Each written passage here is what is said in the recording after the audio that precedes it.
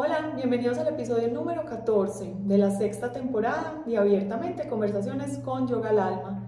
Hoy tenemos un invitado, él es un médico psiquiatra, se llama Pablo Gómez, en un momento igual se va a presentar. Estoy segura de que muchos y muchas de ustedes ya lo han oído. Él tiene un canal de YouTube con muchísima información supremamente útil que ahora les vamos a presentar y les vamos a contar de qué se trata. Hoy vamos a hablar sobre la salud mental, sobre cómo la salud mental y la espiritualidad están pero muy relacionadas y cómo podemos hacer una autogestión, entendiendo que la autogestión no es infinita y que muchas veces hay una línea, hay un día, hay un momento en el que necesitamos la ayuda de alguien más que nos ayuda a mirar con perspectiva los asuntos de la vida en los que nos podemos ahogar. Todos tenemos momentos de esos en la vida. Entonces espero que se disfruten muchísimo esta conversación, porque yo conocí a Pablo hace, no sé, 15 o 20 días a través de una amiga en común y yo dije, vamos a sentarnos a conversar un ratico y terminamos conversando como 2 horas, muchas anécdotas, mucha información y sobre todo la posibilidad de ver la psiquiatría desde un punto tan refrescante y tan distinto que creo que puede ayudar a quitar el estigma de lo que muchos de ustedes, quizá como yo, se imaginan como un acompañamiento psiquiátrico. Entonces, disfrútensela muchísimo.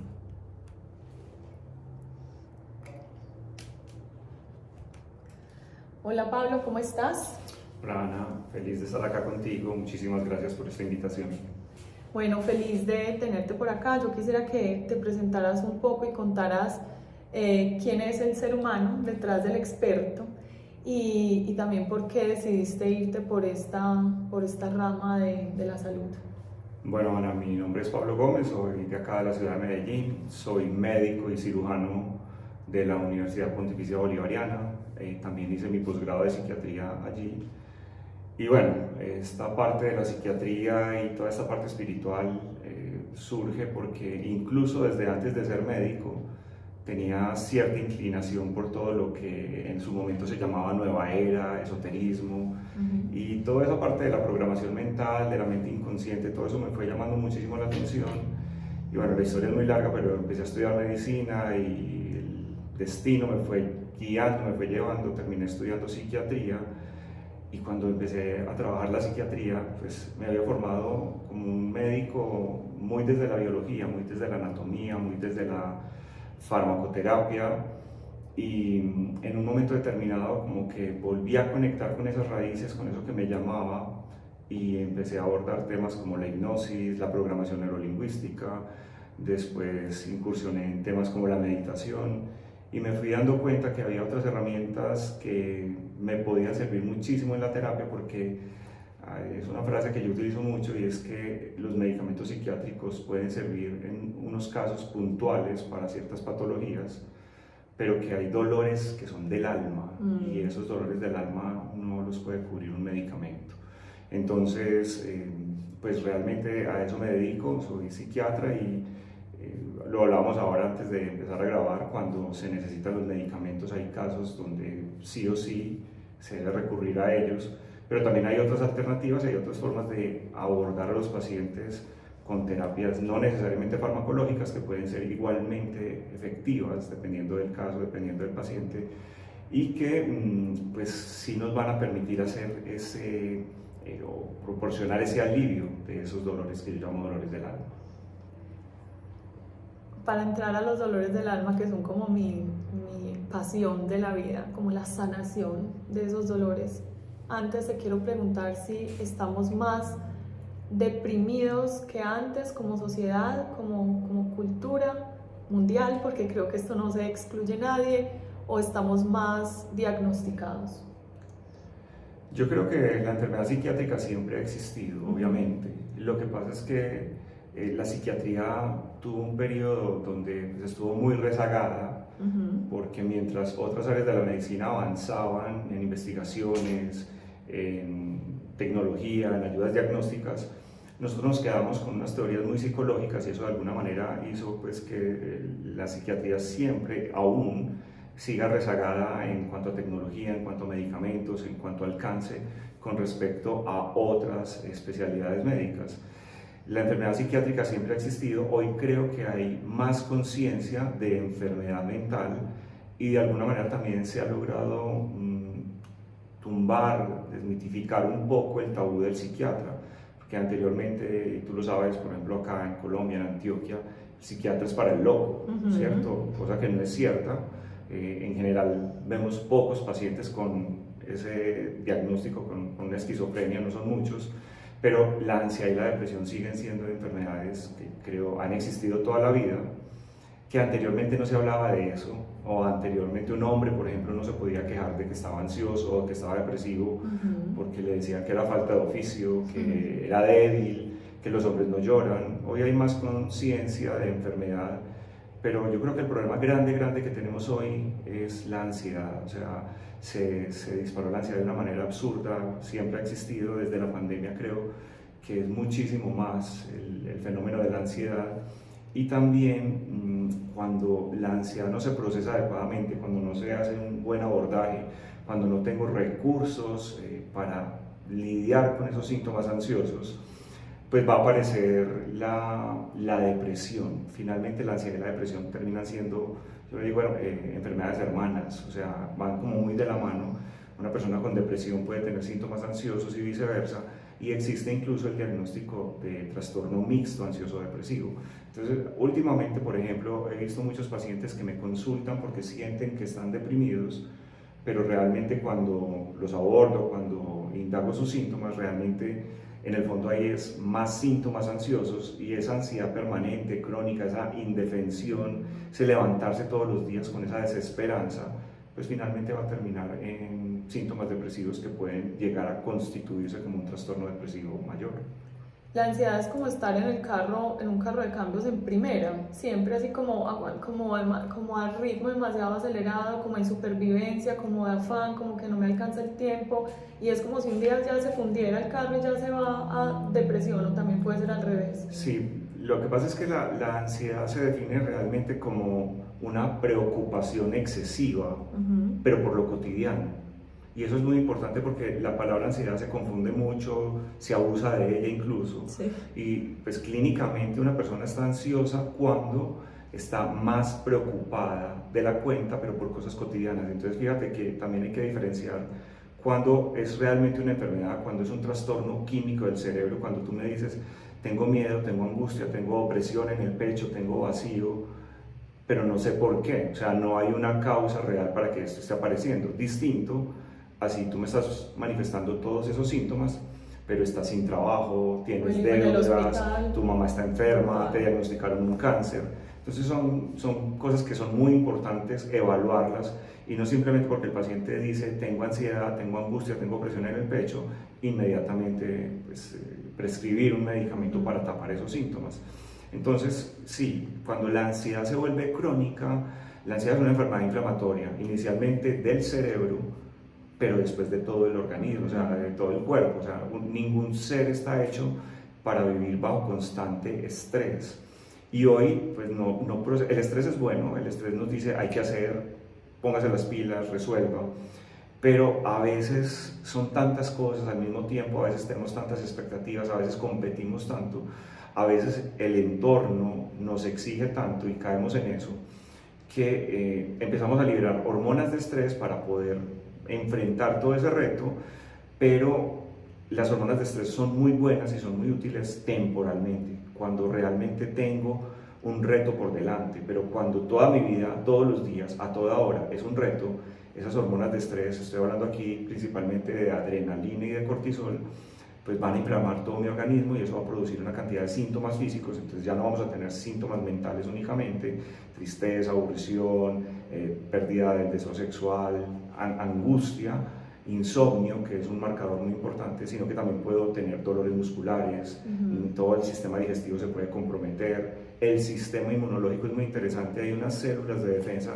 que son los natural killers, que son como una patrulla que está todo el tiempo haciendo sondeos en mi cuerpo, buscando células cancerígenas, virus, bacterias, y ellas están encargadas de, una vez las detecten, acabar con ellas. Cuando estoy sometido a niveles altos de adrenalina y de cortisol, el cortisol se fija en esas células y las invalida por completo. Entonces yo me vuelvo más susceptible a cualquier enfermedad inmunológica. Eso lo llamamos en medicina psicosomática, cuando una afectación mental, cuando un trastorno ansioso depresivo empieza a generar síntomas físicos que el paciente consulta porque los siente reales, va al médico y simplemente pues, le resuelven el síntoma con un analgésico, con cualquier pastilla, pero el problema sigue porque el origen no se está tratando, y por eso es que también es muy bonito todo este tema que estamos viendo hoy en día de la medicina funcional, que es no solamente tratar el síntoma, sino realmente abordar el origen y enfocarnos más en el origen que en el síntoma. Esa es la parte, así lo veo yo con respecto a la ansiedad y la depresión que estamos viviendo hoy en el mundo. Y sabes que me gusta mucho esto que cuentas, que a veces es difícil de rastrear, digamos que en ansiedades y estreses chiquitos, humanos, manejables, como trabajar más de la cuenta, que es algo en lo que caemos, pues yo creo que la mayoría de las personas que estamos enamoradas de nuestro trabajo. El cuerpo es como si nos aguantara y nos diera crédito todo el año, y cuando finalmente podemos descansar, ahí es donde aparecen las enfermedades. Entonces uno dice justo en vacaciones, y primero amigdalitis y después otitis y uno se pasa las 3 o 4 semanas de vacaciones con una gripa que no se quita, o no sé, con un virus digestivo. Pero a veces pasa también en enfermedades grandes y en periodos grandes de estrés, que gente que, no sé, tuvo un duelo larguísimo, una enfermedad muy, muy difícil en su familia, apenas la persona, no sé, o se muere o se alivia, el cuidador se enferma. Es como que una vez el cuerpo ya pasa ese modo de supervivencia, llega la enfermedad, y también es difícil de rastrear porque no pasa en el momento de más estrés, cuando sentía que se estaba muriendo, sino cuando ya se sentía al otro lado y dice, ay, ya sí puedo disfrutar la vida, ya sí se alivió mi hijo, y justo en ese momento llega esa enfermedad por desgaste del cuerpo, por qué pasa esto. Y además que es muy fácil decirlo, pero por ejemplo alguien que está cuidando a su hijo, no sé, después de una cirugía grave, de un cáncer 2 años, ¿cómo le dices a esa persona que no sienta ansiedad, estrés, depresión, si lo están enfrentando al miedo más grande de todo ser humano? Sí, es muy particular, por ejemplo, pacientes con cáncer, uno puede entrevistarlos, preguntarles si son capaces de narrar o de asociar algún evento previo, traumático, doloroso, difícil, en un periodo entre los 5 y 10 años previos al diagnóstico. Y casi todos los pacientes te pueden decir, sí doctor, tuve la muerte de un ser querido, me mataron a un hijo, o entramos en una quiebra económica y eso nos afectó demasiado. Y en ese momento se presenta el colapso del sistema inmunológico, por ejemplo, esas células cancerígenas que ya habitaban ahí, pero que siempre estuvieron bajo control. Una vez el sistema inmunológico se afecta, pues esas células hacen fiesta. Están en recreo. Claro, empiezan a crecer, empiezan a colonizar, y pues el cáncer inicialmente no se detecta hasta que ya el tumor está grande, hasta que ya hay una sintomatología importante.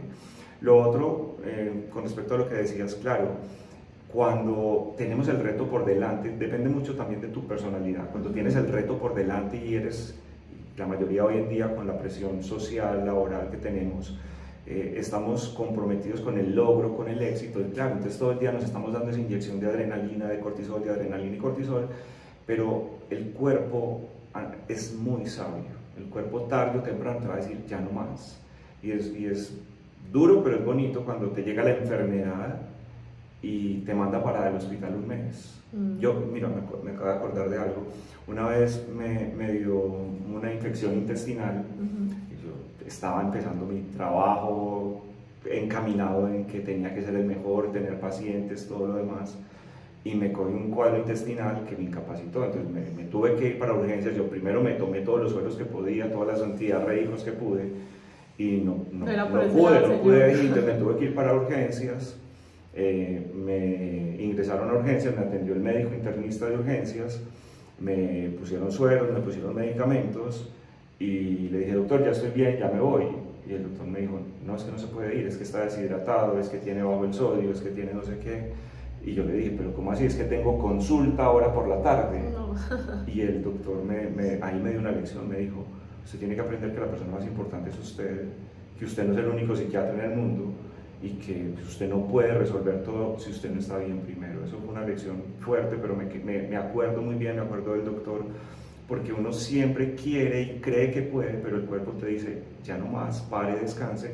Y si uno lo empieza a ver desde afuera, ya no desde la tierra, sino con una visión más espiritual, es un mensajito que le están diciendo a uno, esto no es a la carrera, esto no es compitiendo, porque eso finalmente termina siendo ego. Y yo pienso que el ego es el que nos tiene tan mal a todos. No Además que usted no es indispensable. Eso fue esa es la palabra que no me salía. Él me dijo eso, es que usted no es indispensable. Y eso es un golpe para el ego. Yo decía, como que no, mis pacientes me necesitan, mentiras, hay muchos psiquiatras y hasta 1000 veces mejores. Entonces, esa parte que le golpeen a uno el ego, pero también si uno para, respira y mira, pues hay una lección muy importante detrás de todo eso. Además que el médico enfermo no le sirve a nadie, o sea, necesita estar bien. Pero ese médico es un maestro, ¿sabes para quién lo pienso? Para las mamás, que las mamás nos sentimos indispensables. Si yo no los espero en la buceta es el fin del mundo, si yo no los levanto es el fin del mundo. Yo que hago retiros me pasa mucho que estas mujeres, y yo me incluyo, irse 4 días de la casa parece el fin del mundo, sobre todo hijos, no sé, menores de 10 años. Y cuando uno llega, ¿cómo les fue? Perfecto. ¿Cómo funcionó la casa? Mejor que nunca. Los niños nunca hicieron pataleta y eso es un golpe para el ego, porque uno dice, pero si yo era indispensable, no. Me hiciste dar eso porque me iba de viaje, unas vacaciones, y yo me quedaba, en las vacaciones no las disfrutaba pensando qué paciente me estará necesitando, ¿cierto? Y pensaba, y si pasa algo y mis hijos no me tienen allá a la mano, entonces cada vez que podía hacía una videollamada a preguntarles, y me da risa porque era un suplicio hacerlos pasar, o sea, Total. Hola pa, chao pa, y como que están en su mundo y uno todo estresado porque les estoy haciendo falta. No, uno no es indispensable, uno tiene que enseñar cosas, dar valores, pero uno no es indispensable realmente. Total. Bueno, retos en la vida tenemos todos tendremos enfermedades, momentos, la mayoría de las personas tendrán momentos de dudas económicas, de saber, bueno, si va a tener un futuro o no, tendremos muertes de seres cercanos. Los retos de la vida no son naturales a todos. Decía Viktor Frankl que a uno le pueden quitar todo salvo la actitud con la que enfrenta las circunstancias difíciles de la vida, y diríamos que entonces eso es lo que verdaderamente desencadena o no estas cosas de enfermedades a futuro, psicosomáticas. Pero entonces también es muy cruel decirlo porque es como dividir el mundo entre los valientes y los flojos, ¿cierto? Como estos son los aguantones, los que no se deprimen con las cosas duras de la vida, y estos son los que no se enferman. Yo, digamos, me considero una mujer supremamente fuerte, pero he tenido etapas yo digo, yo tengo un lago debajo de los ojos, o sea, yo lloro y lloro y lloro. Entonces a veces a las personas valientes como yo, entre comillas, me da pena contarles eso porque me dicen a veces como, pero si tú eres muy guapa, pero si yo nunca te había visto así.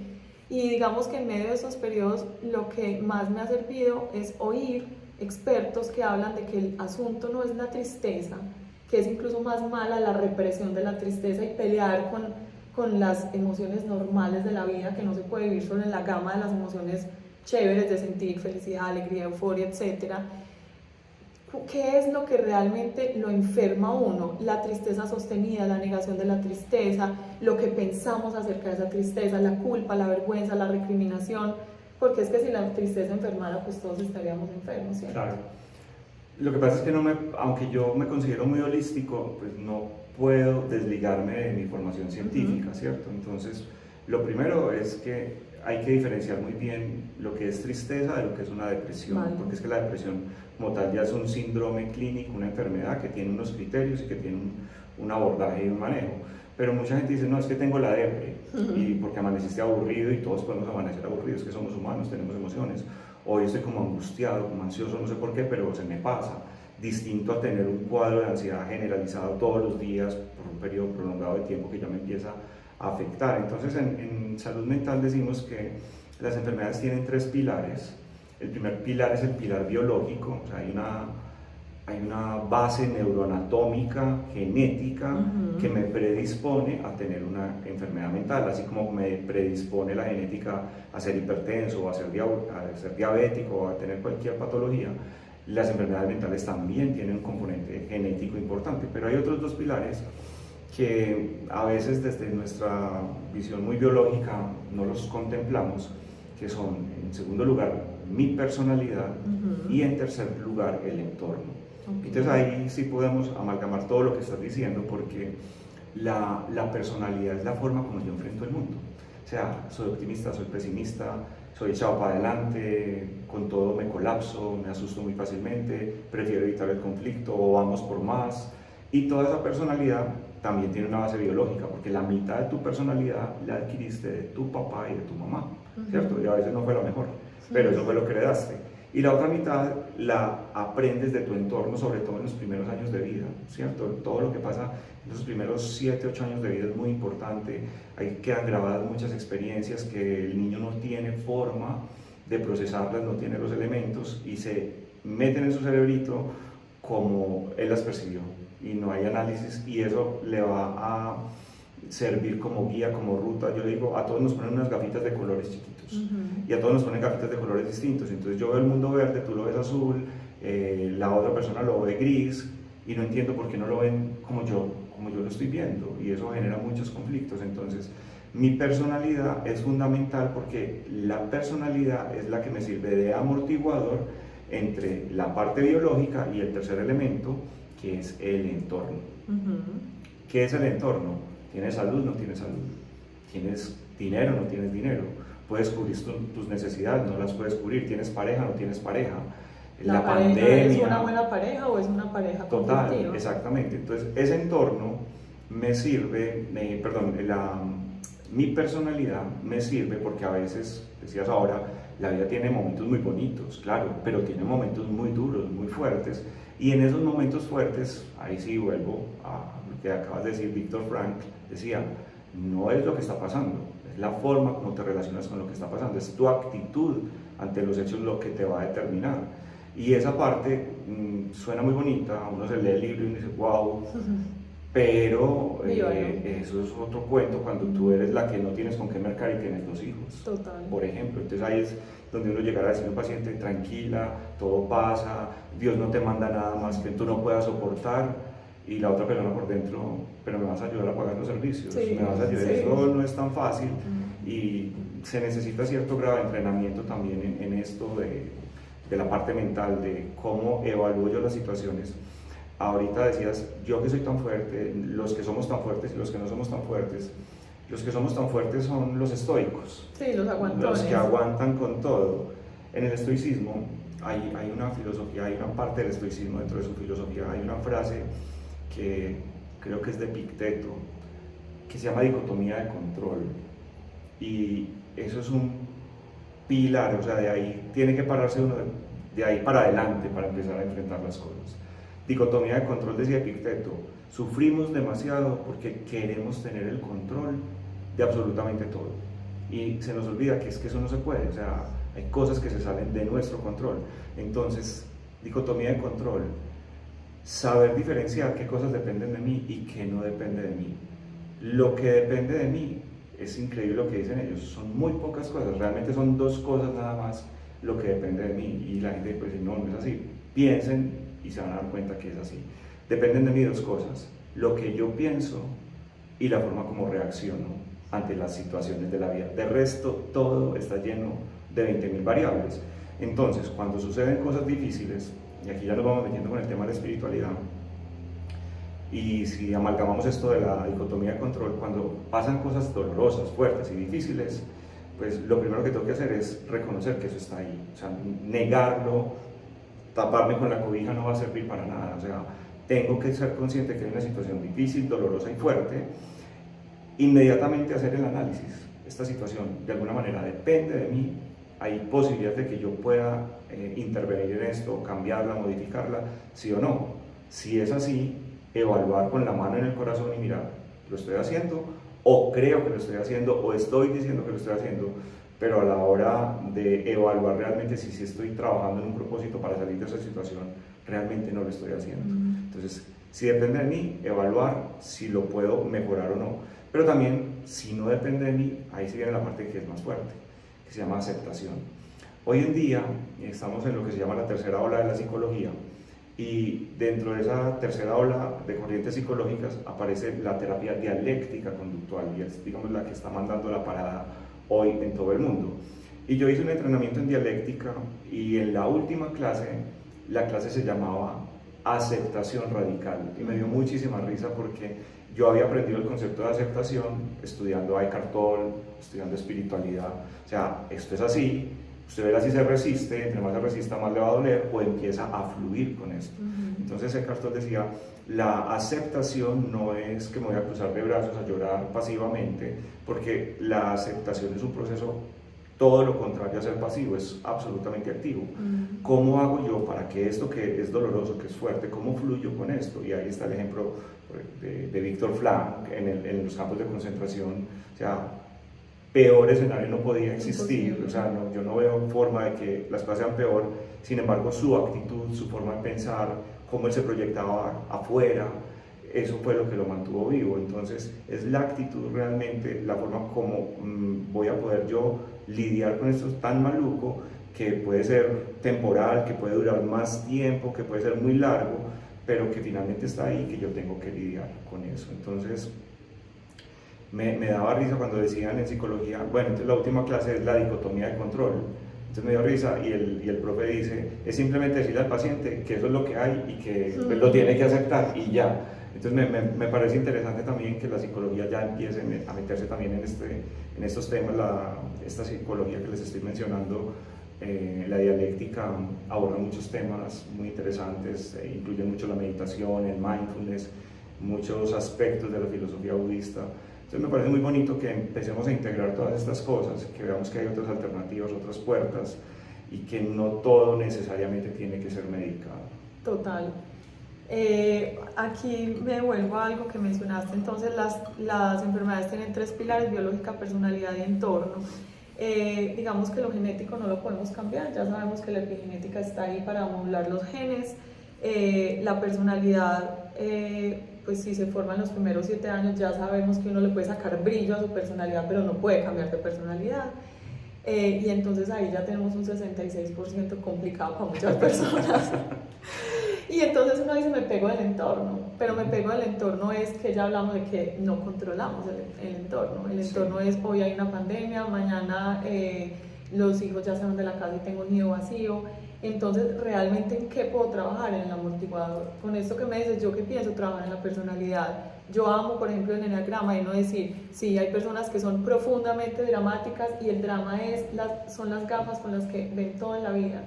Pero si le sacan brillo a esa personalidad que siente mucho, generalmente son personas supremamente sensibles, pueden hacer arte con su drama y pueden dedicarse a pintar, se pueden dedicar a escribir y a expresar, porque tienen una cantidad de sentimientos, tienen como 200 colores más de sentimientos que el resto de los seres humanos, pero cuando le sacan brillo a eso es precioso. Yo siempre les digo a mis alumnos que sin estas personas que sienten tanto, no existiría la música, la poesía, la literatura. Pero digamos, sentir tanto es un encarte, cuando el entorno puede ser difícil, cuando tu biología también lo puede ser, porque qué rico aceptar que la biología puede ser complicada. Cuando tú recibes a los pacientes, esto lo hablamos la primera vez que nos reunimos, les decías que tú tenías opciones del cielo y de la tierra, y eso me parece muy lindo y lo hilo con esto, porque digamos, si hay algo biológico y se te junta con un entorno difícil, y de hecho puedes estar trabajando en tu personalidad, pero mira que es un 33%, por decirlo matemáticamente, pero podría ser más o menos. Entonces uno podría decir, es momento de recibir una ayuda más, es momento de que alguien más te ayude a leer eso, porque uno se ahoga en sus circunstancias.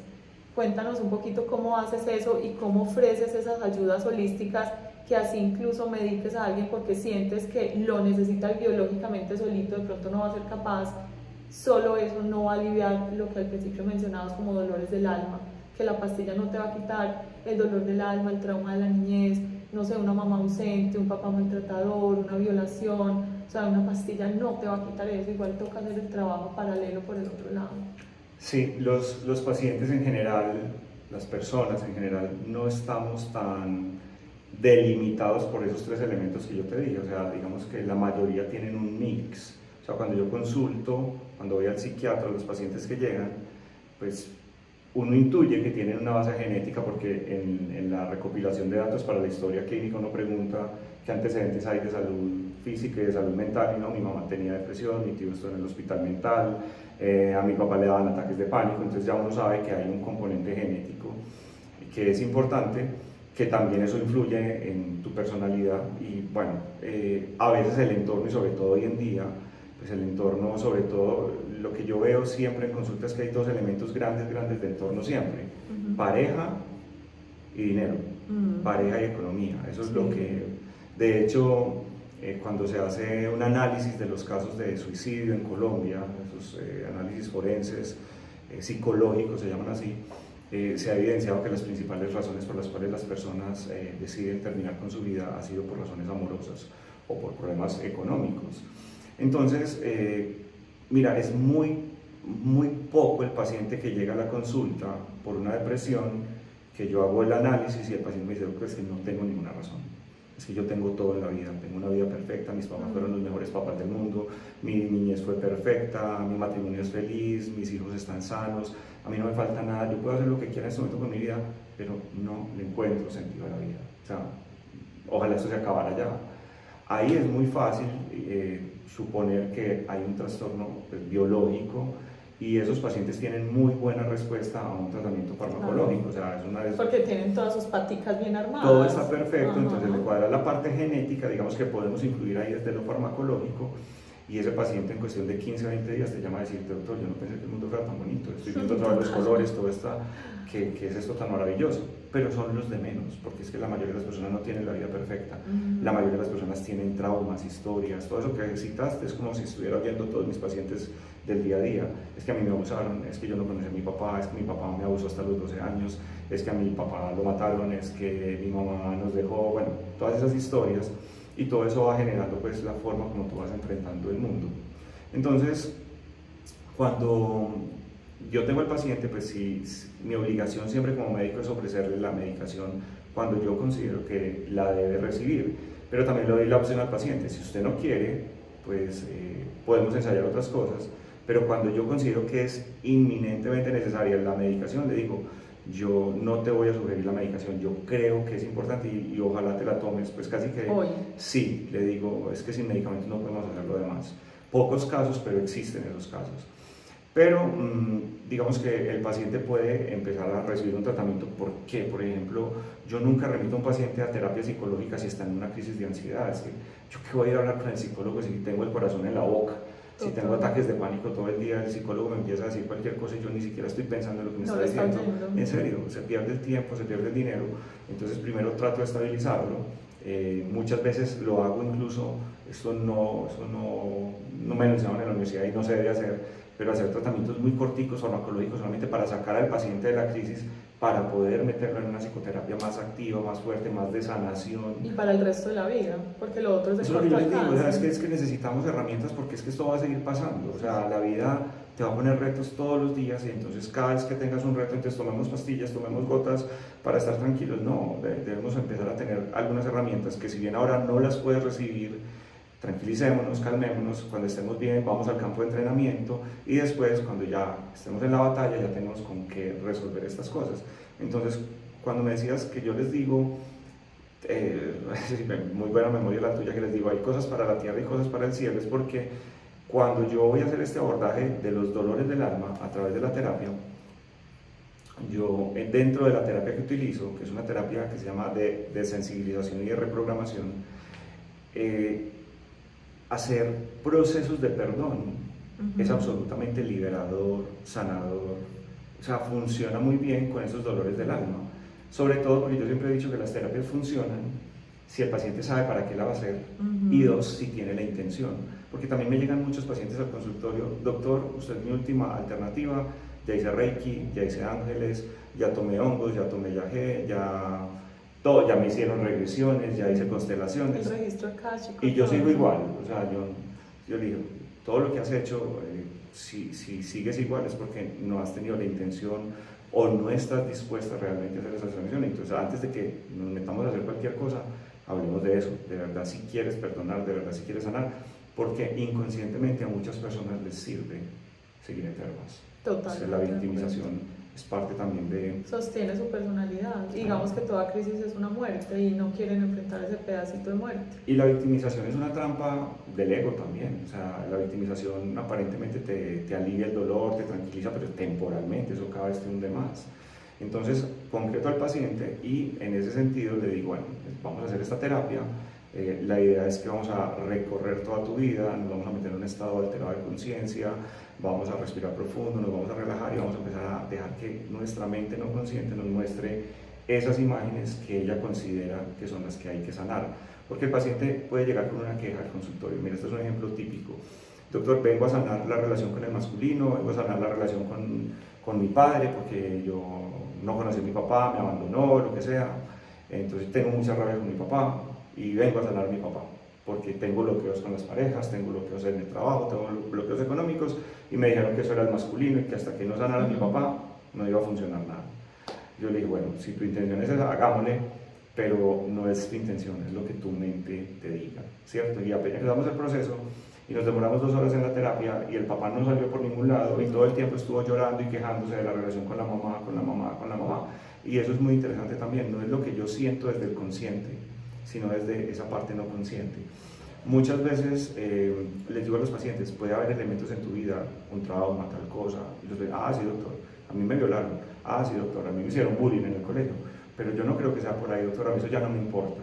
Muy bien, no te importa, acuéstate acá, cierra los ojos, respira profundo, vamos a relajarnos, devolvámonos a ver si realmente no te importa, porque una cosa es, no me importa desde el consciente, ya le eché tierrita, ya soy un grande, ya no puedo mostrarme débil, y otra cosa es volver a conectar con ese niño interior que fue abusado, que fue maltratado.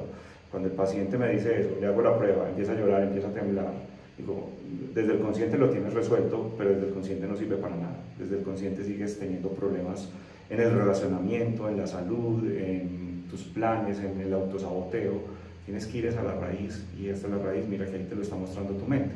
Entonces en la terapia, yo antes de la terapia, con todo este preámbulo, me meto en una parte espiritual que para mí es supremamente importante, y es la concepción que tiene el paciente de la espiritualidad, y me da mucha risa, y esto es muy frecuente. El paciente llega a la consulta y me dice, lo escogió usted, doctor, como psiquiatra porque usted es muy muy espiritual.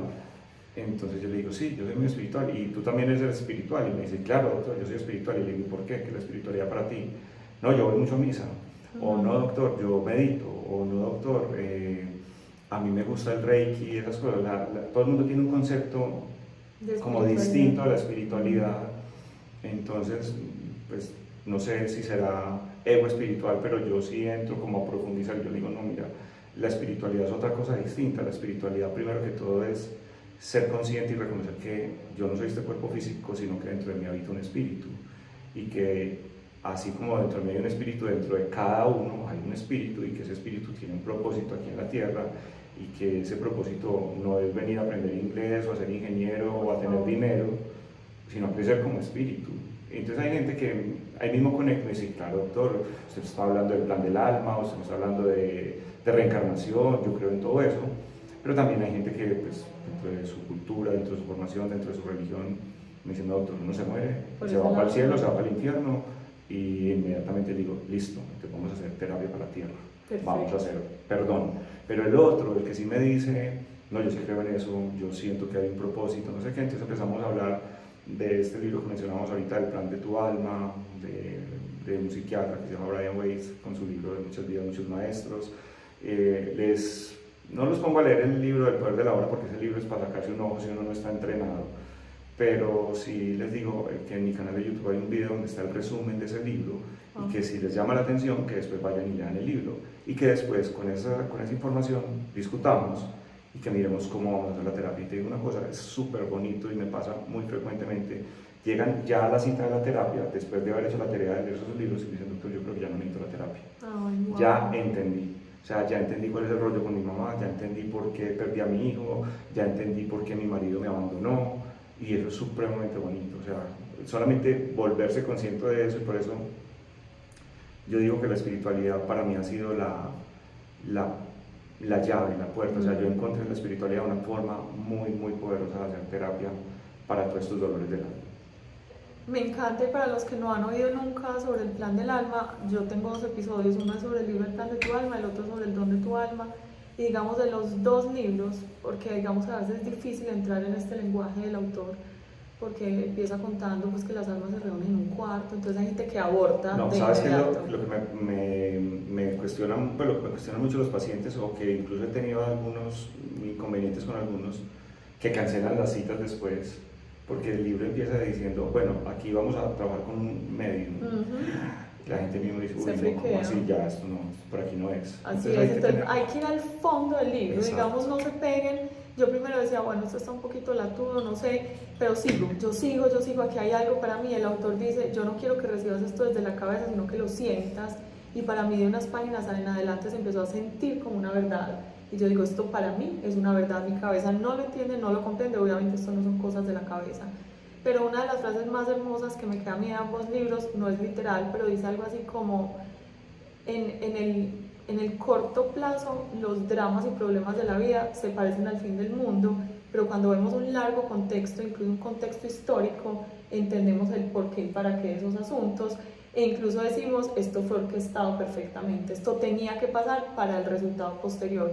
Y lo pienso mucho con vidas que se podrían haber considerado complicadas en su momento. Yo pienso en las grandes mujeres de la historia, en una Frida Kahlo que debe haber tenido todos los problemas del mundo, fue supremamente inconveniente para la época, pero cuando pasa esa vida uno dice, esta mujer llegó a pisar fuerte, llegó a abrir caminos, llegó a contar historias, y en el gran contexto dice uno, wow, es una vida brillante. Entonces uno, las cosas del día a día, que me levanté con dolor de colon, ese tipo de cosas, uno dice, me voy a morir, o llevo 6 meses triste, o no sé, tengo a un familiar enfermo.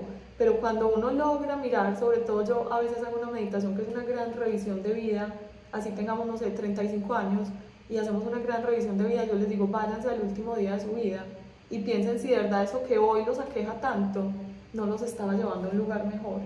Porque mirado en el gran contexto de alguien que va a vivir 80 años, esa gran crisis, por ejemplo, de la mediana edad de los 43 o 44 años, fue la llave que abrió el resto de su existencia. Pero mientras lo estaba viviendo se vivía horrible y se sentía horrible. Y de eso se trata el plan del alma, como de permitir ver esas crisis como puentes que nos están sacando a lugares distintos, que sin esas crisis nunca sentiríamos como el deseo, la obligación, la incomodidad de irnos, porque nadie se va estando cómodo. Sí, pero me parece que realmente lo importante del libro es, o sea, darme cuenta de eso lo más rápido posible. Porque es que si me doy cuenta de eso a los 80 años, listo, no. está muy bien, pero padecí desde esa ceguera espiritual. Total. Más bien desde mi ego. ¿Por qué? ¿Para qué? Las preguntas que el ego siempre hace, pero ¿por qué a mí? Pero si yo soy bueno, pero entonces Dios sí existe, qué injusticia, ¿por qué pasan estas cosas? ¿Cierto? Cuando ya entiendes el propósito de tu alma, cuando ya entiendes el plan, cuando entiendes por qué todo está, como dijiste, orquestado perfectamente, me doy cuenta que el otro, que aparentemente es el que me está haciendo daño, cero, es mi maestro y el mejor maestro, porque yo no había podido aprender y él está haciendo la tarea que le pedí. Yo le pedí, haga esto para que yo pueda aprender esto. El tema está en que si yo estoy en esa inconsciencia espiritual, lo voy a seguir viendo como una agresión, como una ofensa, como muy de malas yo, porque estos castigos a mí.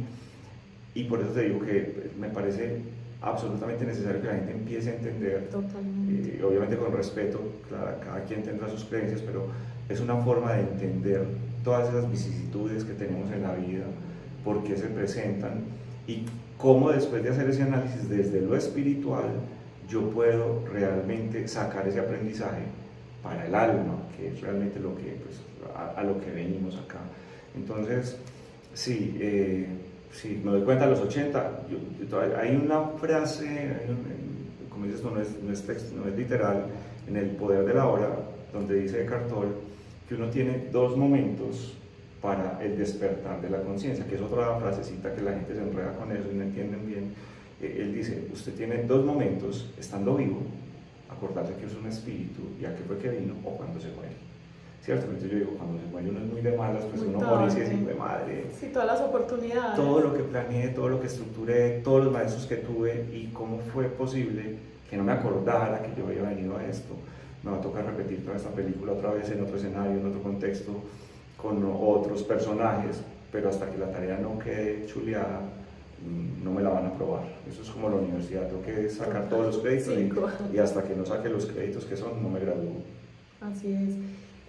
algo que mencionas, cuando yo hago esta meditación no es que a los 80 se den cuenta, sino como que tengo 30 y la hago y me voy a ese último día a tratar de mirar desde el gran contexto de toda una vida, un libro que ya se está cerrando, porque ese nudo me estaba llevando a un mejor desenlace. Y cuando yo cerré estos dos libros, El don de tu alma y El plan de tu alma, la claridad que me quedó es: realmente no hay nada que perdonar, y no porque desde la soberbia yo diga no te perdono, sino porque, wow, antes viniste a hacerme un favor. Ahorita que mencionabas el tratamiento para la tierra y el tratamiento del cielo, el espiritual, esa es la diferencia realmente. Si tú no comulgas con nada de esto, no importa, vamos a estar bien, vamos a perdonar, listo. Y aceptar, que también lo mencionaste, me gusta. Sí, pero desde la espiritualidad, al final, en el cierre que yo hago, en las dos, el cierre de lo terrenal, cuando yo no creo en nada, vamos a perdonar, vamos a entender que tu papá hizo lo que pudo con lo que tenía, y eso es muy bonito y eso es muy liberador. Y si de verdad tienes la intención, funciona.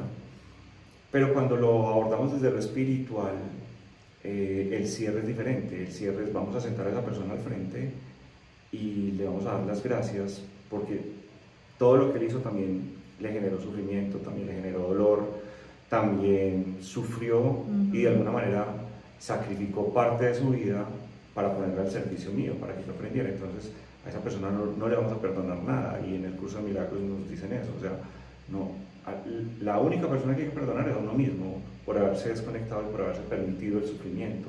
Y no, me perdono a mí mismo por haber estado inconsciente tanto tiempo de esto. Ahora que veo la realidad, me sano, me perdono, y al otro lo único que tengo que hacer es darle las gracias por haber hecho el mejor papel que podía haber hecho. También hecho estuvo el papel que necesité, todo eso me lo creí, pero completo, o sea, me lo creí todito desde el principio.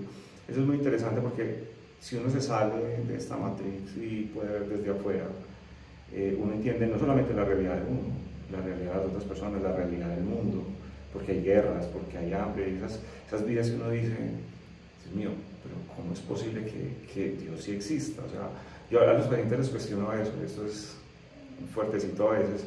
Cuando les voy a hacer la pregunta para meterme con la parte espiritual, les digo: ¿usted cree en Dios? Entonces la mayoría, pues en nuestra religión, dicen que sí. Y les pregunto inmediatamente: ¿usted cree que Dios es justo? Y mucha gente se queda pensando y se queda analizando: ay, doctor, yo no, sí, no sé, o no, se quedan como la cuestión. Entonces yo les digo: pero a ver, usted nació en una familia con salud, con papá, con mamá, tuvo comida, lo educaron. El mismo día que usted nació una persona en África, casi en la indigencia, con una enfermedad, sin comida. A los 12 años la secuestró la guerrilla y la violaron todos y la picaron y todo el cuento.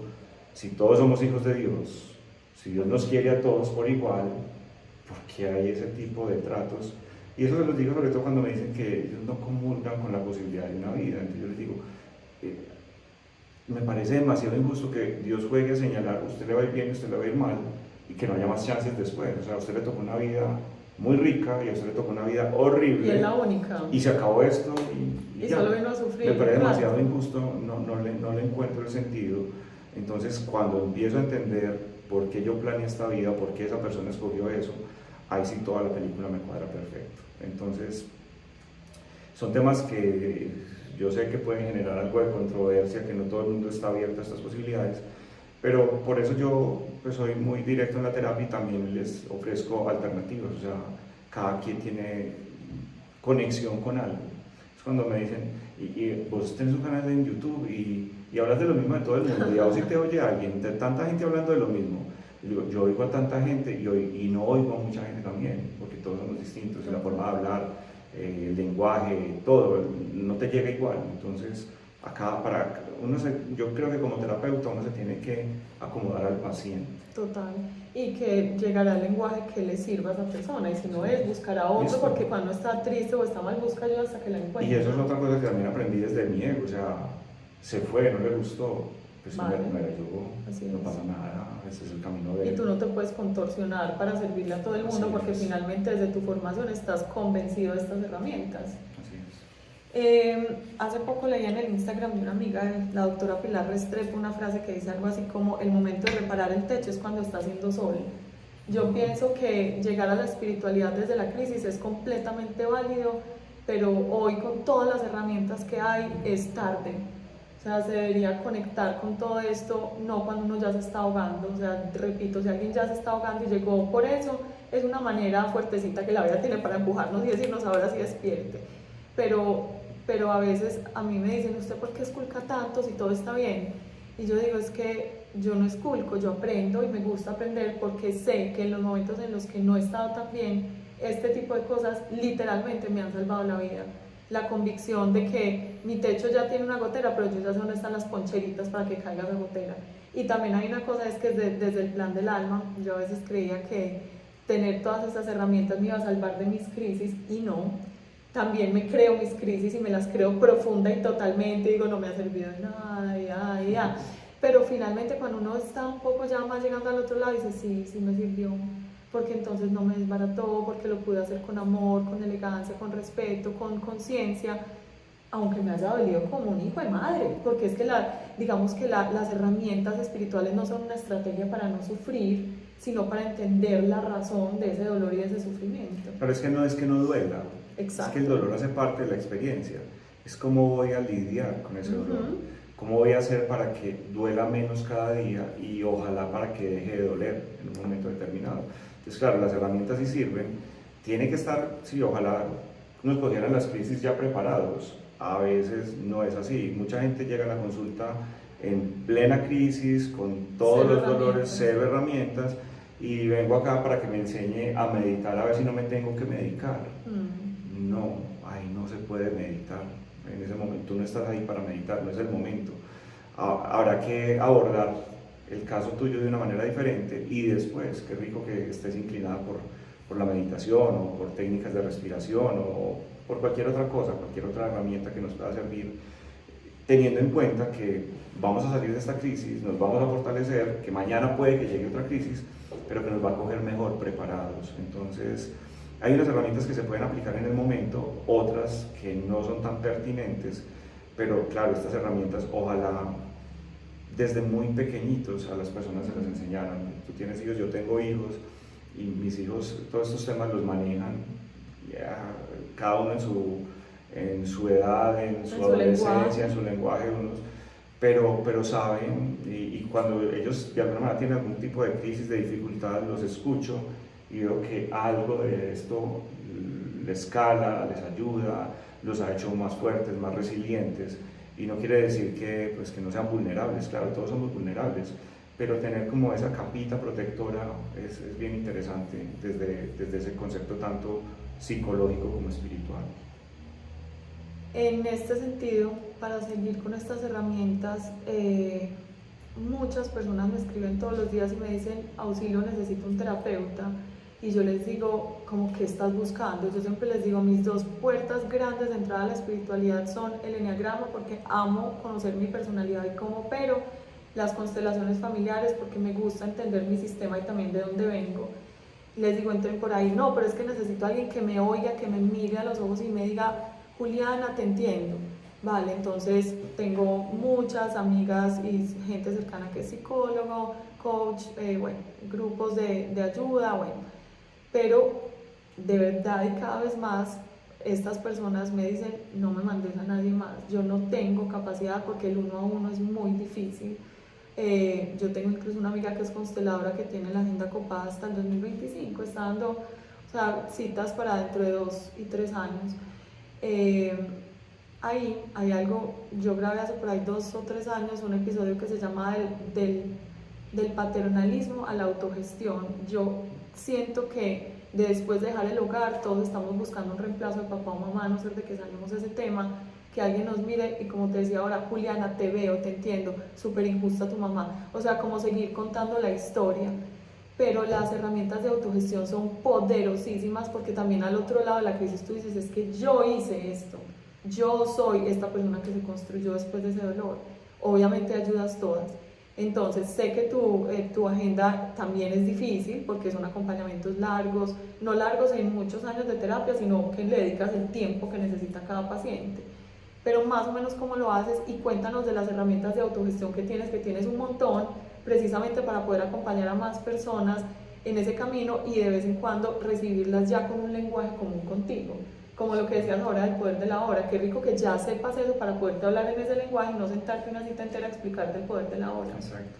Sí, a veces es frustrante porque las consultas se repiten, o sea, son los mismos dramas, son las mismas historias, diferentes tiempos, diferentes escenarios, diferentes personajes, pero el contexto termina siendo el mismo. Es como un update de Sí, qué te pasó en el último 20 días. Entonces yo, pues por tiempo, yo le dedico 1 hora de tiempo a la consulta por paciente y trabajo mucho y es desgastante, son 10 pacientes al día. Wow. Y eso parece mucho, pero tanta gente necesitando no alcanzas a acudir a tantas personas.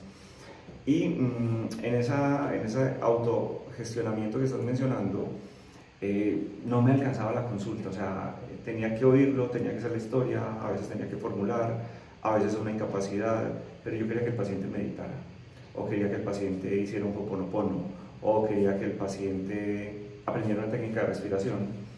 Y un día se me ocurrió crear un canal de YouTube. Dije, voy a hacer un canal de YouTube, voy a grabar unas meditaciones, voy a grabar unas técnicas de respiración y más bien cuando acabe la consulta le digo al paciente que vaya y me sí, vas a hacer esta meditación todos los días o a esta hora. Y para mi sorpresa, pues el canal muy rápidamente se fue creciendo. Como anécdota, iba yo para Cartagena, el canal llevaba un mes de haberse lanzado a ver unas vacaciones de los niños. Cuando dije en mi casa que iba a poner un canal de YouTube, mi hijo se rió y me dijo, no te va a ver ni la mamá, papá, no te va a ver nadie. Entonces yo le dije, no, es que no es para que me vea nadie, es para mis pacientes. Y pues, la cosa se quedó así, el canal lo lancé con unas meditaciones y al mes y medio me pregunta mi hijo en el aeropuerto que cuántos suscriptores tenía. Yo la verdad no me he fijado, me fijé y vi que había 4.000 suscriptores. Imagina el brinco que pegué en la sala de espera, yo no me imaginaba jamás pues, que iba a haber 4.000 seguidores.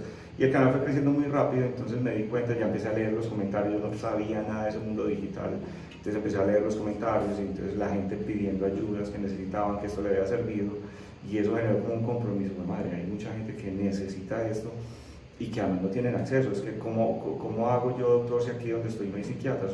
O yo fui al psiquiatra y me dijeron en la EPS que la cita está dentro de no sé cuánto tiempo, o a veces también es la realidad, yo fui y me mandaron una pastilla y pues, el sistema del médico ni me miró ni me habló, que no es culpa del médico, es el sistema, y encontré que por ahí hay una forma de ayudar. Entonces empecé a grabar ya más meditaciones, a hacer ciertas charlitas hablando de estos temas, videos muy corticos que conectaban mucho a las personas, y a través de la retroalimentación pues con los comentarios iba viendo pues cuál era la inclinación de la gente. Entonces aparecen terapias como por ejemplo o prácticas de autogestión como las meditaciones, el mindfulness por ejemplo. Para mí la meditación de la compasión es una super herramienta que además te digo es tal vez la meditación con más estudios científicos hoy en día. Y de verdad, los que no la conozcan, los invito a que lean, busquen en el canal. Tengo un en vivo, se llama Meditación de la Compasión, donde hablo de qué es la compasión. No es el concepto de compasión que nosotros manejamos como, ay, pobrecito, qué pesar, la lástima. No, es un concepto budista donde la compasión es entender, ser empático primero, entender que el otro sufre, meterme en el dolor del otro y hacer todo lo que yo pueda para aliviar el sufrimiento. Esa es la verdadera compasión. Y me encantó también en esa línea del budismo que la compasión es muy importante, pero más importante es la autocompasión. Total. ¿Cierto? Y la autocompasión se trabaja poniéndole mucho cuidado a cómo me hablo. A veces nos hablamos como si fuéramos el peor enemigo del mundo. Y la psicología se dedicó ya 25 años, llevamos trabajando en el autoestima de las personas, y eso no funciona y no mejoran, y en la autoestima te comparas y te criticas y el otro tiene más, y no nos ha ido muy bien con ese trabajo de mejorar la autoestima, y por eso surge la autocompasión como una alternativa para mejorar. O sea, la autocompasión te va a mejorar tu autoestima sin los riesgos que tiene trabajar la autoestima. Entonces la meditación de la compasión de verdad tiene muchas ventajas. Es una meditación que a mí me parece incluso mucho más fácil, bueno, esto es individual, pero creo que para la mayoría es mucho más fácil esta meditación de la compasión, porque de alguna manera es una meditación guiada que te pide que conectes con unos sentimientos, con unas emociones, distinto a una meditación tipo mindfulness, que si yo no estoy entrenado, es lo típico que me dicen todos los pacientes, doctor, yo no pude, Sí, o no doctor, se yo va. no puedo, doctor, yo no soy capaz, mi mente no para. Entonces ese desgaste, no, es que la mente de todos no para, es que hay unas redes neurológicas que hacen que eso no pare. Precisamente eso es lo que vamos a entrenar, cómo frenar esa red neurológica, que se llama la red neurológica por defecto, y cómo activar la otra red, que es la red ejecutiva central, y de eso se trata. Pero cuando la gente no entiende la base, no sabe para qué, cuando venimos de casas como la mía, donde mi papá me decía que eso de meditar era perder el tiempo ahí, eso era para los calvos esos que andaban por la calle, los arecrismas, Sí. entonces que te van contaminando con eso, pues a mí me parece muy interesante porque creo que fue Mario Push el que dijo que la medicina hoy en día no está descubriendo nada, está corroborando lo que esas tradiciones antiguas de Oriente, por ejemplo, ya sabían. O sea, la importancia que tiene la meditación para el cerebro. La gente cree que eso es tratar de poner la mente en blanco. No, eso tiene 20.000 beneficios si se practica bien, si se practica con disciplina, cambios, pues, empezando porque se sabe que a través de la meditación se pueden mejorar muchos síntomas depresivos y ansiosos, se puede mejorar la tensión, se puede mejorar el dolor neuropático, el dolor crónico, se potencia el sistema inmunológico. La doctora Blackburn, Elizabeth Blackburn, premio Nobel de Medicina en el 2009, descubrió que prácticas como la meditación, por ejemplo, hacían que nos envejeciéramos más despacio. O sea, ella vio que meditar hacía que se gestionara la liberación de una hormona que se llama la telomerasa, que es como una cinta, una bandita que recubre las colitas de los cromosomas, las paticas finales, que se llaman los telómeros, que cada vez que la célula se va dividiendo, se va cortando la vida útil del telómero, y ahí es donde aparece el envejecimiento. Entonces mira todas las ventajas que tiene una práctica de meditación de 10 minutos, 15 minutos, no solamente para tu salud mental, sino también para tu salud física. Además, esa conexión espiritual, la meditación, yo soy un enamorado de la meditación de la compasión. Yo aprendí a meditar haciendo meditación trascendental, me gusta mucho, pero la meditación de la compasión, de verdad, yo digo, es una cosa mágica, es como milagrosa. O sea, si uno juiciosamente la hace, a los 10 días, anatómicamente los estudios muestran que biológicamente hay cambios a los 8 días en el cerebro. Eso no lo hace ningún medicamento, pero ya hay cambios estructurales y químicos, bioquímicos en el cerebro. Pero cuando uno la va haciendo juiciosamente, no solamente aparecen esos beneficios, sino que uno siente la percepción interna tuya cambia. O sea, uno siente de verdad que se está volviendo una mejor persona, más tranquilo, menos reactivo, más empático, menos juez. O sea, es de verdad, o sea, creo que el remedio para la humanidad es que todo el mundo medite la compasión. De verdad, es una práctica muy bonita. Pero entonces ahí están las meditaciones, está toda esta teoría del cerebro del corazón, que también es muy bonito. Hay una meditación hermosa que se la recomiendo mucho a los pacientes para la ansiedad, que más que una meditación es un ejercicio de respiración que se llama respiración de coherencia cardíaca. Es hermosísimo, no solamente disminuye los niveles de adrenalina y de cortisol, sino que además cuando estás trayendo a la persona que quieres, a esa persona por la que vas a generar un sentimiento, acá al pecho, acá al centro, a tu corazón, liberas oxitocina, que es la hormona del amor, pero de ese amor filial, no del amor pasional. Entonces hay muchos recursos, pero entonces aquí viene una cosa también que es muy importante. Como hay tantos recursos, y no solamente en mi canal, sino en todas las redes, la gente también consulta por eso. Doctor, es que no sé por dónde arrancar. O sea, ¿a qué horas voy a hacer las 25 meditaciones que usted tiene en el canal? Y entonces, ¿cómo hago Ho'oponopono? Entonces, ¿cuándo cocino? Y cuando yo recojo a los niños, o sea, me tengo que sentar, yo tengo que trabajar. ¿Cómo se hace esto? Entonces, también es importante esa guía y entender que no necesariamente yo me tengo que ir como un monje del Tíbet a meterme por ahí en una montaña a un retiro de no sé cuántos años. No. Hay una anécdota con la doctora Blackburn, que les mencionaba ahorita, la que se ganó el premio Nobel de Medicina en el 2009. Ella le preguntaron, ok, si usted dice que meditar es tan bueno, ¿usted cuánto tiempo medita al día? Y ella dijo, no, yo no tengo tiempo para meditar. Yo lo que hago son micromeditaciones. Entonces le preguntaron qué era eso, y ella decía, cuando estoy trabajando en mi laboratorio, quiero tomarme un café, una aromática, voy y caliento agua en el microondas, entonces pongo el microondas 2 minutos, y lo que hago es, en ese momento, hago un ejercicio de contemplación. O sea, en vez de estar ahí desesperada, esperando a que el agua se caliente, cierro mis ojos, respiro y enfoco mi atención en esos 2 minutos que se van volando. Pero me tomo 5 cafés al día, entonces sumo 10 minutos de meditación. Entonces, mira, es interesante todas estas cosas, y sobre todo me parece muy bonito que la neurociencia esté corroborando pues todos los beneficios de estas prácticas. Es que yo creo que pensábamos que eran caminos paralelos y alejados, pero milímetro a milímetro y año tras año se vinieron acercando y hoy es imposible, o sea, están trenzados.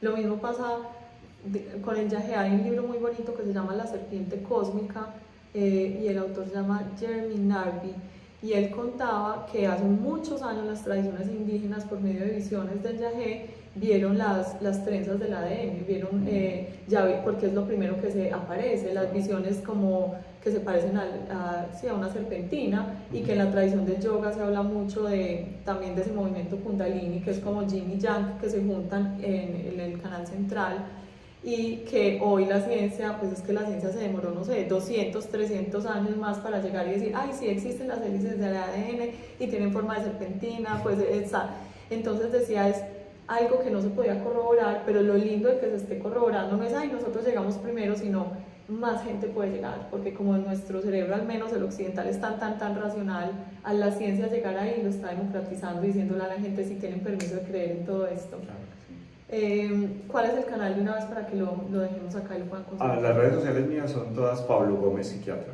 Así Ok. está el canal de YouTube, Instagram, todo. Vale. Al principio, antes de grabar, estábamos hablando, te contaba, cuando nació mi primer hijo, yo tenía el deseo de no medicarme. Yo había hecho un curso perinatal y yo soy muy preguntona, entonces yo decía, ¿y todo eso se puede hacer sin anestesia así? ¿Todo eso se puede hacer sin analgesia así? ¿Todo eso se puede hacer sin ayuda así? O sea, yo tengo una personalidad de creérmela todopoderosa, que puedo hacer absolutamente todo, y ya entendí que mi trabajo en la vida es aceptar ayuda. Y vino este hermoso maestro hijo mayor a mostrarme que en pleno trabajo de parto, con muchísimo dolor que yo quería seguir aguantando y quería seguir, se me estaba inflamando el cuello del útero. Entonces era yo hablándole al médico, que además estaba reemplazando a mi médica porque estaba en vacaciones, y yo diciéndole, no me voy a dejar medicar, y él me decía, se te está inflamando el cuello del útero, el niño no está totalmente encajado, si no dejas que yo te rompa las aguas, probablemente terminamos en cesárea. Entonces yo, no, lo que sea menos una cesárea, haga lo que tenga que hacer. Y él me decía, no te garantizo nada, vamos a intentarlo. Y al otro día, y bueno, en las revisiones posteriores conversábamos, y él me decía, ¿por qué te cuesta tanto aceptar esa ayuda? Si yo te podía quitar ese dolor y no había que sufrir, y vas a llegar muy cansada del parto, y un parto natural necesita que la mamá esté ahí ayudando, porque no es que te lo vamos a sacar, tú lo vas a sacar. En la psiquiatría pasa lo mismo.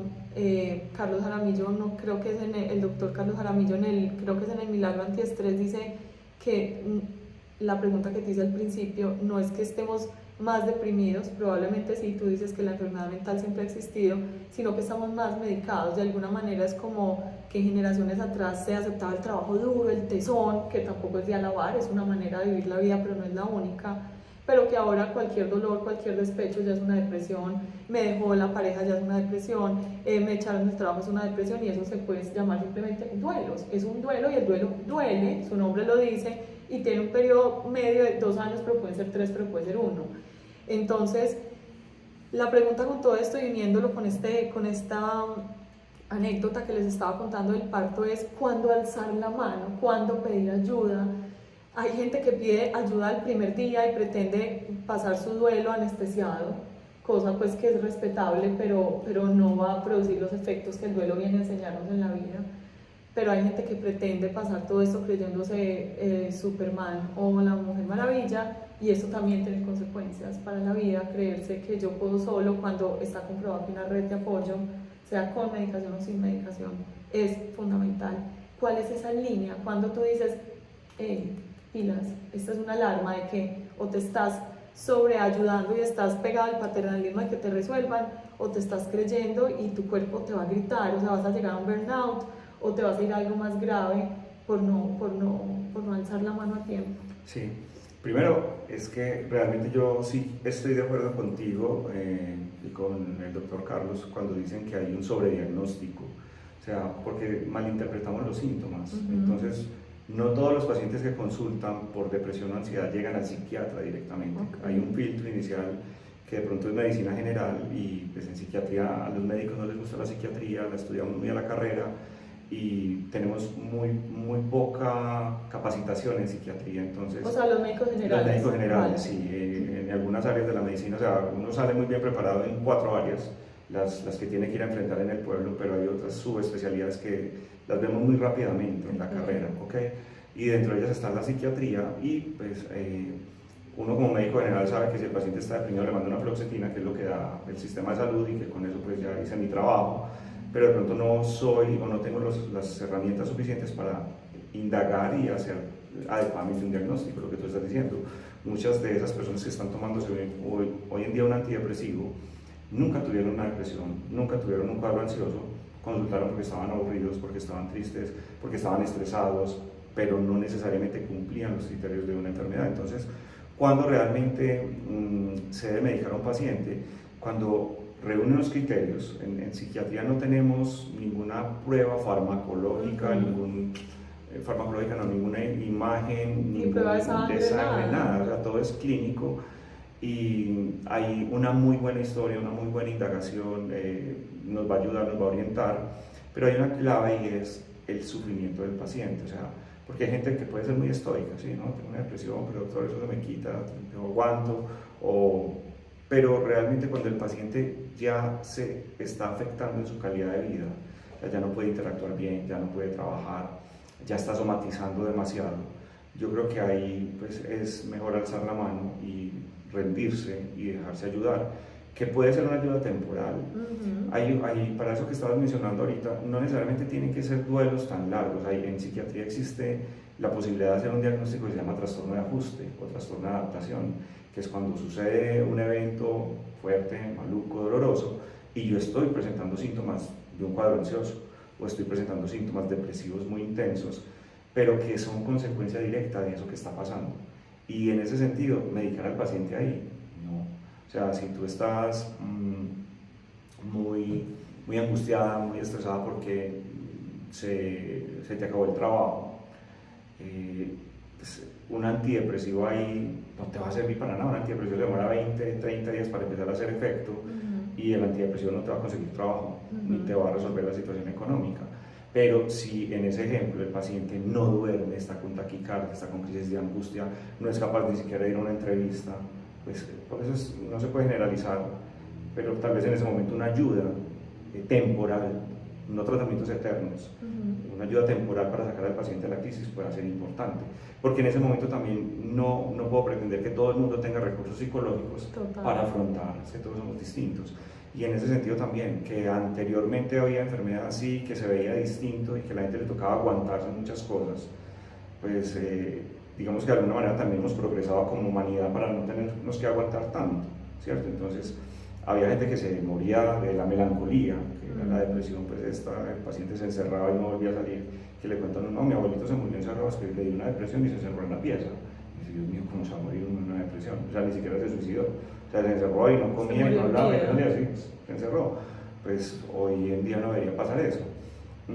También es muy importante esto último que estás preguntando, porque a veces el paciente tiene miedo al psiquiatra, no se quiere medicar, tiene la idea que el psiquiatra lo va a dormir, lo va a embobar, lo va a sedar, entonces acude a la psicología y yo siempre lo he dicho, un muy buen psicólogo es capaz de referir al paciente al psiquiatra cuando se da cuenta que su trabajo llegó hasta un punto. Porque nos ha tocado también, tristemente, pues, experiencias que el paciente se queda con el psicólogo y el paciente de para atrás, y llega un momento en el paciente pues, comete un acto suicida o cosas de este tamaño, y es porque también hay esa negación a que pues, la medicación psiquiátrica está satanizada. No, yo soy muy amigo de tratar de no medicar, de buscar alternativas, pero si tengo que medicar lo hago. O sea, yo no me arriesgo o no entiendo por qué tengo que aguantar dolor y sufrimiento pues gratuitamente. Lo del parto sí te lo entiendo, eso es mi primer bebé y quiero, pero aquí son unas cosas que comprometen más, o sea, porque es que cuando tú tienes una depresión, esa depresión la vive todo tu núcleo. Un papá depresivo, imagínate, que ven los hijos, que interpretan los hijos, la relación con la pareja cambia, posiblemente tu rendimiento laboral, tu capacidad de generar ingresos se altera. Claro, entonces una bola de nieve. Es una cosa gigantesca, entonces hay que buscar la forma de cortar eso rápido. Y no se alimentan bien, entonces el cuerpo más débil, entonces no hace ejercicio, entonces no hace ejercicio. A somatizar, te enfermas de todo, entonces vas al médico por el dolor de cabeza y claro, te mandan la pastilla para el dolor de cabeza, pero olvidar, porque no hay solución al problema. Y la gastritis, entonces la pastilla para la gastritis. y es que me está doliendo el cuello, entonces le mandan el ibuprofeno, pero el ibuprofeno le empeoró la gastritis, entonces ahora hay que darle omeprazol o bueno, no sé en qué van, el lansoprazol, entonces esas cosas. Entonces el paciente termina por una depresión o por una ansiedad tomando pastillas del neurólogo, del ortopedista, del gastroenterólogo, del cardiólogo, porque van al cardiólogo porque tienen taquicardia, y la taquicardia es una manifestación simplemente de que el sistema nervioso simpático está alterado, y que me están diciendo, haga algo, pues póngase las pilas, pero a veces sí, yo creo que la clave es eso, cuando el paciente sufre, cuando hay sufrimiento, ahí podemos decir, hay enfermedad, sí, eso es como la clave. Y por último te quiero preguntar, yo sé que esto es algo difícil de responder, pero alguna de estas es para toda la vida. Alguien una vez me escribió y me dijo, hoy fui donde un psiquiatra amoroso y me salvó de otro que alguna vez me dijo que yo había nacido con la genética toteada y que yo no tenía nada para hacer. Estas personas tienen muchas ganas de oír que no son depresivas, sino que tienen una depresión, que es algo puntual, que puede volver a pasar, pero que no tiene que estar con ese rótulo el resto de su vida, casi que diciéndole a la gente cuando la está conociendo, hola, soy depresiva. Hay gente que le gusta esa bandera y se vuelve un buen hándicap para, no sé, lograr cosas, pero hay gente que está con muchos deseos de decir, yo soy una persona común y corriente, que pasé por un episodio. Se puede decir que hay esperanza en un tratamiento holístico, responsable, autogestionado, con buen acompañamiento, para vivir un resto de la vida, a mí no me gusta la palabra normal, pero una vida rica, una vida con sentido, una vida en la que la melancolía, la tristeza, el estrés no sean como el lenguaje común.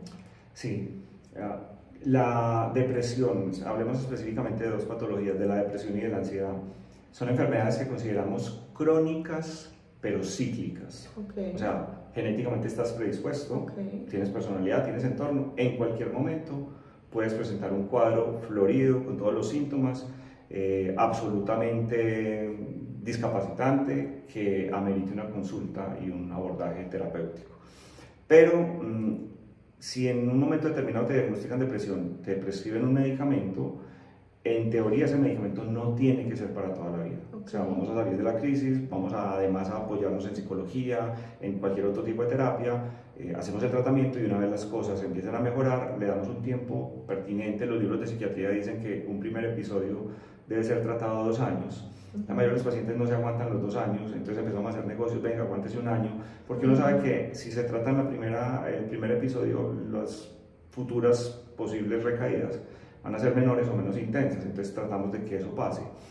Pero no necesariamente yo tengo que estar medicado para toda la vida, ¿sí? En depresión y ansiedad, yo te digo, yo por ejemplo, yo no me sentía ansioso, hoy miro para atrás y digo, yo toda la vida he sido ansioso, pero me volví consciente de manera muy directa, muy fuerte, de mi ansiedad cuando ya me volví consciente que tenía hijos. Me empezaron a dar ataques de pánico, entonces me tuve que hacer mi propia introspección y me di cuenta que me daba miedo morirme, no por mí, sino por mis hijos, exactamente. Y en la pandemia tuve ataques de pánico y todas estas cosas. Pero yo siempre le cuento a mis pacientes, yo tuve la ventaja de que el primer ataque de pánico me dio siendo psiquiatra. Y que toda esa carreta que yo le decía al paciente, respire, de eso no se va a morir, uno cree que sí, pero no, siéntese, trate de distraer. Lo pude aplicar, me dio en un avión, lo pude hacer, y yo soy ansioso, pero pues podría decir, yo nunca me he medicado para un cuadro ansioso, y hago ejercicio, y medito, y trato de hacer cosas. O sea, está tu predisposición. Exactamente, pero tengo esas herramientas que las he podido aprovechar. O sea, no estoy diciendo que algún día no las necesite, ojalá no, pero pues el día que de verdad las necesite, pues no va a sufrir. Yo sí, la parte del estoicismo la tengo hasta la mitad, no más. Entonces, pero hay unas patologías que sí, y esa parte también es importante entenderlo. Un paciente bipolar, la bipolaridad tiene ciclos. Entonces hay periodos donde estás muy deprimida, periodos donde estás muy eufórica, periodos donde estás muy irritable y periodos donde estás normal. Entonces el paciente cuando está normal tiende a abandonar el medicamento, y esa normalidad puede ser también cíclica, y esos ciclos pueden ser muy largos, pueden ser de 2 años, de 3 años, como pueden ser ciclos muy cortos, de 2 meses, de 3 meses, de hoy estoy deprimida y en 2 meses estoy en una manía, pues casi que a puertas de una hospitalización. Entonces en bipolaridad, por ejemplo, si le decimos al paciente, mire, uno no juega con esto, pero hay pacientes que se la juegan, y son pacientes que son los que recaen frecuentemente. Entonces, porque uno también entiende, o sea, es que estar medicado, hay ciertos medicamentos que no son fáciles. O sea, uno como psiquiatra dice, Dios mío, ¿qué tal pues esta pastilla, tomarse esto todos los días? Las pastillas, todas tienen efectos adversos. Y por ejemplo, en el trastorno bipolar, yo he oído decir a alguien que lo tiene, que en la manía es tan fascinante su vida, que cuando los medican es como si les quitaran el brillo, porque son súper inteligentes, eficientes, no necesitan dormir. Entonces cuando los medican y los bajan, dicen, no me bajan de ese cielo. La manía del paciente niega la manía, trata porque de ocultarla. Es el paciente dice, usted no sabe lo que es eso, es el mejor estado del mundo, o sea, usted se siente Dios, usted puede con todo, nada le queda, o sea, usted pierde todos los miedos, pero estás en esa falsa realidad. Cuando aterrizas, cuando pasa la crisis, te das cuenta que regalaste tu casa, que te jugaste todas tus pertenencias, que embarazaste a la vecina, pues cosas de ese tamaño.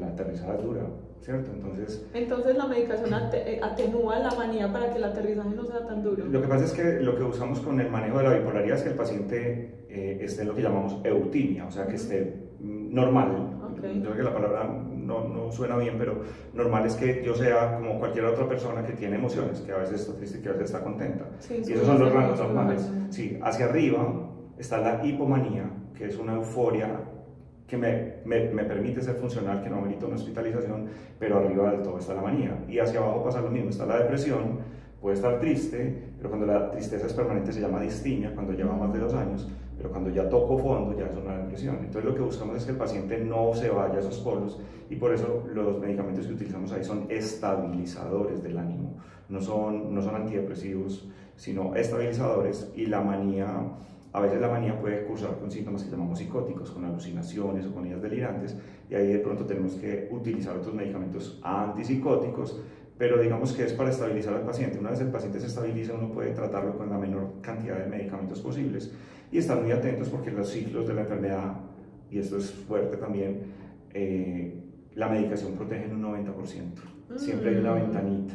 Entonces es mucho mejor estar, es como te compras un seguro de vida y te dice te cubrimos el 90%. Es mejor eso que estar desprotegido del todo. Pero a veces existe ese 10%. O sea, ahí es donde sirve la autogestión. Sí, pero en bipolaridad, si vos estás muy consciente, la psicoterapia en bipolaridad es concientizar al paciente y concientizar a la familia para que estén atentos, que la familia se da cuenta. ¿Listo? Eso en bipolaridad. En esquizofrenia también es de por vida, ¿cierto? Pero digamos que en todos los que son cuadros ansiosos, depresivos, cuando se necesita la medicación, pueden ser tratamientos muy puntuales, muy temporales. Yo siempre trato, cuando me llega el paciente, primer cuadro, si me toca medicarlo, lo medico, pero inmediatamente aprendamos a meditar, vamos a hacer ejercicio, vamos a suplementarnos con un glicinato de magnesio, vamos a utilizar omegas, vamos a comer bien, busca una actividad física, pero que la disfrutes, que no sea un dolor de cabeza madrugar al gimnasio, sino algo que te guste, porque todo eso me sirve para que el cuadro se da más rápidamente y para que yo pueda utilizar la menor cantidad posible de medicamentos, y para que en el menor tiempo posible yo pueda hacer una disminución gradual de esos medicamentos, suspenderlos y explicarle al paciente, ya estás bien, haz tu vida y esperemos que esto no te vuelva a dar. Pero también preparar al paciente, si empiezas a notar que otra vez esto y que otra vez esto, no esperes a estar en el hueco. Porque si estás en el hueco, posiblemente sí nos queda el recurso de la pastilla únicamente. Si cogemos los síntomas cuando apenas están empezando a aflorar, puede que algunas otras alternativas nos permitan no necesariamente medicar al paciente. O sea, tener depresión no necesariamente implica estar medicado para toda la vida. Pero te voy a contar una cosa muy graciosa, y pasa mucho con los pacientes ansiosos que han tenido ataques de pánico. O sea, yo creo que la ansiedad y los ataques de pánico son las enfermedades psiquiátricas más agradecidas. O sea, uno los medica y el otro día el paciente está feliz. Pero Dios mío, ¿usted qué me dijo? ¿Qué es esta paz? ¿Qué es esta tranquilidad? Dormí perfecto, no volví a sentir esa angustia. ¿Listo? Y pues me dice, listo, está muy bien, vamos a hacer el tratamiento, vamos a desmontar lo más que podamos la medicación, pero vamos a hacer un tratamiento de 1 año. Me pasó la semana pasada, llegó una pacientica que la veo hace mucho tiempo, llevaba 2 años con unos ataques de pánico, yo la mediqué y volvió a la consulta y me contó que llevaba 2 años perfectos. Y yo le dije, listo, vale, ya podemos empezar a desmontar la medicación. Me abrió los ojos como si le hubiera dicho, quién sabe qué. Me vas a quitar esta delicia. Me vas a quitar la medicación, ¿por qué? Y yo le digo, pues porque ya llevas 2 años, estás asintomática hace más de 1 año, yo creo que ya el tratamiento se hizo bien y con las herramientas que tienes podemos seguir. Me la tiene que quitar. Me dijo, sí. Eso hace daño si me la sigo tomando. Y yo, no hace daño, se la puedes tomar toda la vida si quieres, pero pues, no es necesario. pero si tú quieres, se puede. Yo no la quiero dejar, doctor. Yo no quiero volver a sentir eso que sentí y eso hay que respetarse. Totalmente. Y si no hace daño y si se puede, bienvenida. Así es. Por último, déjanos 4 o 5 libros que tú digas de cabecera para los ratones de biblioteca. Quiero informarme sobre la parte biológica, si tienes algo que te parezca interesante y digerible para el público común, que no sean médicos, y sobre la parte espiritual, que sé que es como lo que te apasiona. Bueno, desde la parte espiritual, digamos que yo los considero las Biblias, pero son muy difíciles. Pues, no importa, uno tiene que... confiemos. El poder de la hora Ajá. y Una nueva tierra de total. Esos dos creería yo que son fundamentales. Para ahondar en esa parte, ya digamos, no sé si espiritualidad o más bien como esa parte de la posibilidad de otras vidas y de entender cómo funciona esto.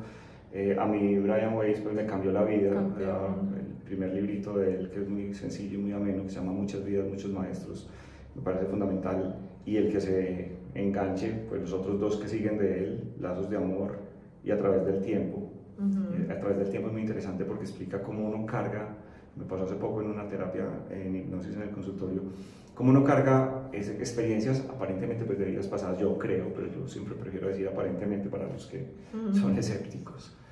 Cómo uno puede haber sufrido ciertos acontecimientos en la vida físicos, en supuestas vidas pasadas, que se están manifestando hoy, y eso es bien bonito, trabajar en la terapia. Entonces los de Brian Weiss también me gustan mucho. A los que estén encaminados como en la transformación, en el cambio, digamos que Joe Dispenza a algunas personas les puede gustar, yo con respeto lo digo, o sea, uno se lee un libro de Joe Dispenza y como que ya se los leyó todos. Sí, deja de ser tú, creo que sería como el que empieza y con ese lo entiende. Sí, porque después es como repetir lo mismo y todo lo mismo, pero es interesante para aquellas personas que quieren como entender algo de la fisiología del cerebro en un lenguaje más o menos básico. Creería que por ahí podrían arrancar. Bueno, y el de Viktor Frankl, obviamente. Por favor. El hombre en busca de sentido, creo que es de cabecera. Y yo pues aquí de metida les voy a recomendar La bailarina de Auschwitz. Campeón, ¿cierto? Pues no es como que uno tenga que ir a lo más duro para decir, ay no, lo mío no vale la pena hacerlo. De hecho, Edith Eger, que es la autora de La bailarina, dice que no, que la gente a veces le da pena contarle sus dolores porque dice, no, tú ya que sufriste en el holocausto, pues yo qué te voy a venir a contar. Dice al revés, estoy preparada para vivir, entiendo la condición humana. Y ella dice que ella no escribe el libro para que la gente dijera, eso usted puede con todo. No, esa no es la idea, cada quien tiene su proceso. Entonces me parece muy bonito que personas que han vivido eso, que lo compartan. Digamos, yo no estoy escribiendo este libro para que usted diga qué tan berraca yo, qué diga tan tesa, lo mío es una bobada, no, lo suyo no es una bobada. Lo suyo es su drama. Exacto. O sea, uno tiene que estar en un campo de concentración. Exactamente. Sí, pero si se pudiera medir con un termómetro el dolor, probablemente una persona que está acurrucadita en su cama sin saber qué va a pasar mañana está sufriendo lo mismo que Heidegger en su Auschwitz. El dolor no es estratificado ni es de circunstancias. Gracias por estar acá, por compartir tanto, por ese deseo de sanar a todo nivel, que comparto profundamente, y por devolverme la fe en la psiquiatría. Bueno, saqué un alma del purgatorio, eso es suficiente. Valió la pena. Gracias y a todos ustedes por estar aquí, oyendo, aprendiendo, abriendo la mente. Nos oímos en un próximo episodio. Chao, chao.